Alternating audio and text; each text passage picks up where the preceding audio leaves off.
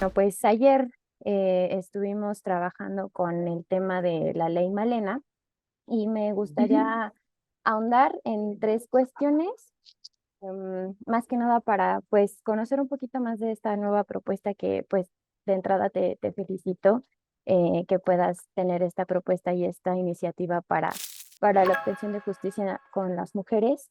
Y bueno, después de plantear este conjunto de modificaciones en el Código Penal y también en la Ley General de Acceso a las mujeres de una vida libre de violencia, em, ¿qué es lo que sigue después de proponer esta iniciativa? O sea, ¿cómo será aprobada? ¿Nos podrías contar un poquito más del proceso? Cuando hablamos de ley Malena, estamos hablando de un combate a la violencia ácida, de no tenemos cifras oficiales, donde todos los casos, la mayoría quedan en la impunidad.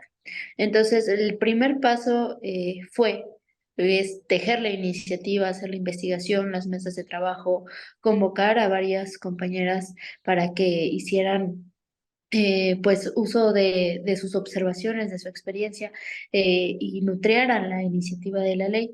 Y ya en el ámbito público y estrictamente parlamentario, es primero presentar la iniciativa de ley en tribuna y después vamos a instalar un parlamento abierto, foros en marzo para que sea perfeccionada la ley, para que todas se sientan incluidas también, y pasa a comisiones para su aprobación y discusión por los diputados y diputadas integrantes, la Comisión de Justicia con la Comisión de Igualdad de Género, y luego pasa a la mesa directiva que ya la remitirá al Pleno para su aprobación y discusión final. Entonces es un proceso un poco largo, eh, pero pues todos los pasos son necesarios para que una ley nazca. Señalaste al principio de esta respuesta que en efecto no existen cifras oficiales respecto a este tipo de casos. Aquí mi pregunta es cómo se pretende abordar este registro y cuáles serían las instituciones o autoridades que se puedan encargar en reflejar, pues, visibilizar en estas cifras para que se conozca un panorama de la situación. En la iniciativa de ley proponemos que sea la Secretaría de Salud y los ministerios públicos, porque son donde se tiene en primer contacto las sobrevivientes o las víctimas de violencia ácida. Ok. Y ellos deberán encargarse de las estadísticas oficiales, que no tenemos estadísticas oficiales. En cuanto a las penas, eh, esta propuesta tiene, si no me equivoco, propone de los 8 a los 12 años de cárcel para quienes resulten pues culpables, ¿no? De este delito. Bueno, ¿qué otras penas existirán para quienes resulten culpables de estos atentados? Para que nosotros podamos definir las penas, hay otros códigos que nos lo van eh, pues diciendo, lo vamos homologando, y de entrada sí la pena es 8 a 12 años, pero como lo hemos posicionado como tentativa de feminicidio y no como lesiones, eso hace que el agraviante suba a 30 años. Entonces estaríamos hablando de 8 a 12 años más 30 años, que es la tentativa de feminicidio. Si nosotras lo dejáramos en lesiones, entonces pues la agraviante no sería mucha y sí estamos hablando desde otra posición. De otro marco jurídico. Cuando ya hablamos de tentativa de feminicidio, que ese es como lo que sobre todo la compañera María Elena en el post donde convocamos a la conferencia de prensa puso, no son lesiones, es tentativa de feminicidio, porque también en el ejercicio de impartición de justicia, los jueces, que es donde hay que hacer los cambios en el Poder Judicial, eh, les dicen a las sobrevivientes, pues las lesiones se curan en 30 días.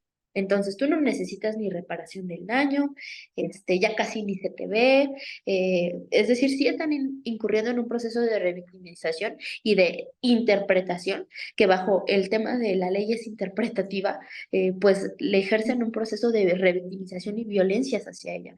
Entonces, por eso es muy importante que sea tentativa de feminicidio. La violencia ácida, lo más aberrante y desgarrador es, primero, se les marca de por vida, no solamente físicamente, psicológicamente y socialmente. Y esa es la intención, marcarlas. La intención es borrar la identidad de las mujeres, eso nos lo han dicho. Esa es la intención. Eh, es una tentativa de feminicidio. No podemos hablar de que son solamente lesiones, ¿no? Es muy, muy importante por eso que la ley de acceso a las mujeres a una vida libre de violencia se tenga conceptualizado violencia ácida y que en el Código Penal sea tentativa de feminicidio. O sea, la violencia ácida no está tipificada dentro de estos códigos, dentro de la ley. Hay muchos esfuerzos que se han hecho en otras legislaturas de diferentes partidos, diferentes legisladoras.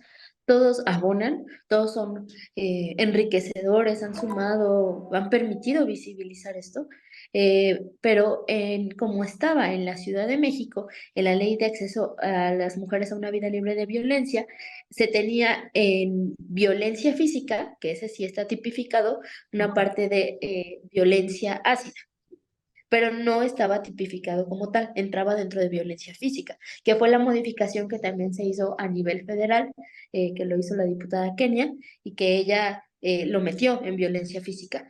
Y lo que estamos haciendo en el Congreso local es decir, no es violencia física, es violencia ácida. Bueno, en cuanto a estas sanciones, mencionas la reparación del daño.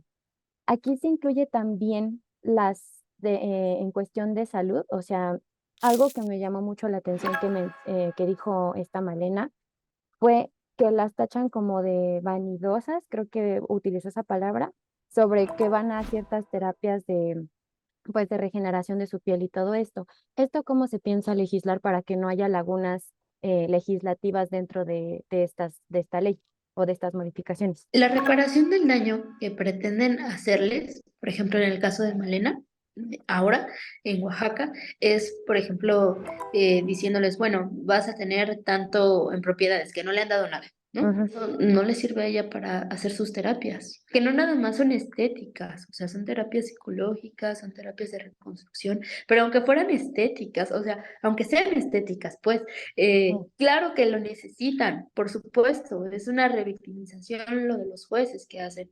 Entonces, la reparación del daño la metimos, que tiene que ser eficaz, eficiente, obligatoria por parte del Poder Judicial. Es decir, no solo, o sea, no es como un si quieren y vamos a ver el caso, no, todas obligatoriamente debe de tener reparación del daño y que sea, y eso es algo que tenemos que trabajar en las mesas de trabajo, que es el paso que sigue, con las que tienen expertise en la impartición de justicia, Mm.